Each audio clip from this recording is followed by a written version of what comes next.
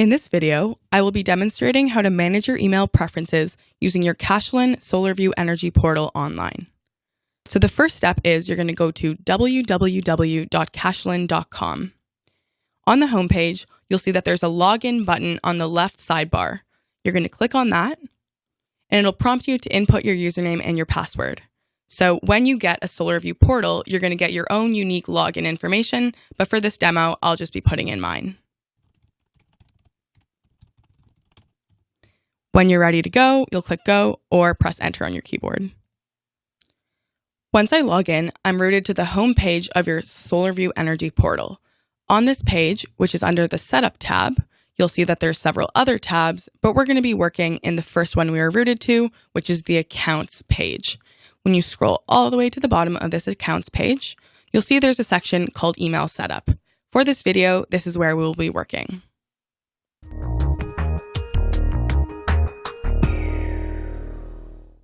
So to start off, I'll be demonstrating how you can set the email address that will be receiving these status emails. In this text box, you can put in any email address that you want to receive the emails. I'm going to use a test email address. Once I have my email address in, I would click Add Save to have my preferences saved in the system. And as you can see, once the page refreshes, it shows it up here.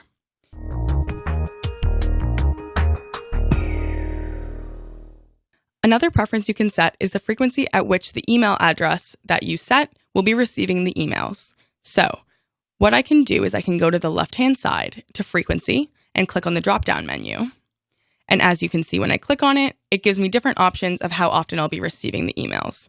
If I want to be receiving more frequent emails, I can pick that sort of option. Or if I want to receive them less often, I can also select those options.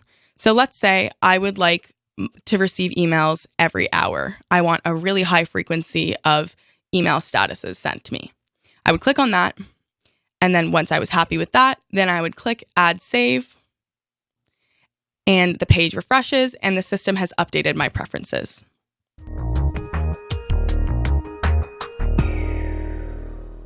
Now let's say I was going on a vacation and I no longer wanted to be receiving these emails every hour while I was on my trip.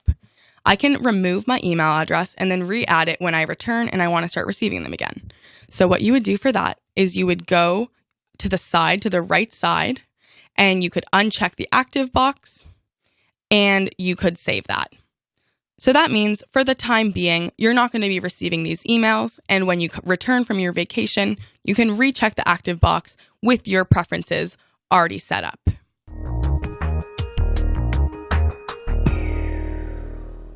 Another preference you can set is the type of emails that will be sent. So let's say I wanted to add one of my employees to the email list, but I want them to be receiving alarm emails instead of status emails. What I would do in this case is when I was putting in their email address, I would then go to the type of emails they'd be receiving. I would click on the drop-down menu and I would select alarm. So this means you're only going to receive an email if there is an issue that has been identified. Within an hour of any issue arising, our server will send you a direct email notifying you of the problem so that it can be fixed and the issue can be rectified as quickly as possible. Once you're happy with what you've chosen, you're going to click the Add Save button again. And as you can see, the email appears up here, employee@cachelan.com. It says type alarm, whereas with my original one, I left it as status.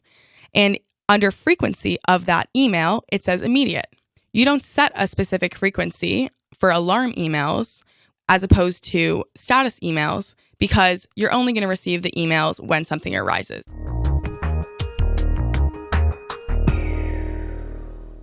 Now, let's say an employee were to leave the company, or I didn't want him to be receiving these emails anymore for whatever reason.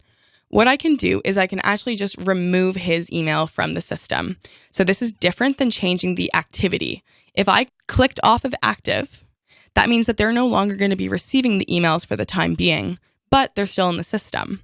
If I wanted them to just be completely gone from the system, I would click on remove, and then I would click Add Save.